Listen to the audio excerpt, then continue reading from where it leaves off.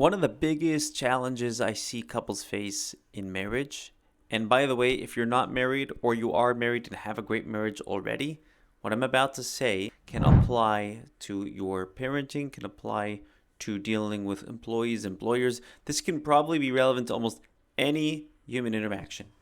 And one of the issues I see with couples is that they face issues, they face disagreements, they face deep disrespect toward one another, which happens, but they get intimidated by it. And they're so intimidated by the issue they're fixing, they forget about the non-issue that they're fixing, and they believe that they can't move forward to the good parts of their life until they get rid of the bad parts of their life. Not realizing that if they focused more on what is working in the relationship, there would be less problems in the relationship. For example, we notice when our spouse isn't happy with us. We notice when our children are going through a difficult time. We notice when our employee or our employer, and we say, what's wrong, right? Inevitably, you meet people and you say, hey, what's wrong? You don't look like yourself. What's going on? When somebody's happy, when somebody's smiling, when somebody is being their best selves, what if we were to notice that and say, hey, why are you happy? Let me learn more about it so you can do more of it. What is it about me?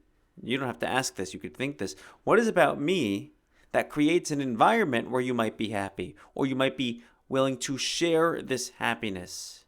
If we were a little bit more comfortable and less fearful being positive, there'd be less space for negativity in our lives.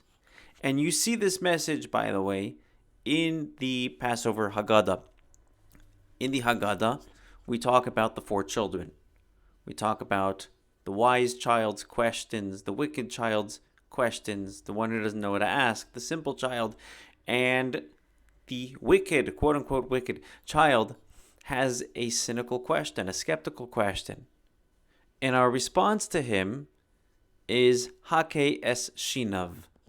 We're supposed to blunt his teeth. And many of the commentaries ask, how is that an appropriate response? How is that effective? This child's sitting at the Seder. He's obviously might not want to be there to some degree.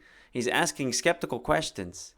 And you don't like the question, and you hit him? What's that gonna accomplish? So the way the commentaries explain it is that the Hebrew word hake es shinav means to not hit his teeth, but blunt his teeth, expose shinav. The word shinav doesn't have to mean teeth. It can mean the letter shin. Expose his shin, the Hebrew letter shin. What is the Hebrew letter shin? Well, we're talking to the Rasha, to the quote-unquote wicked child. And the word Rasha has 3 letters, resh, shin, ayin.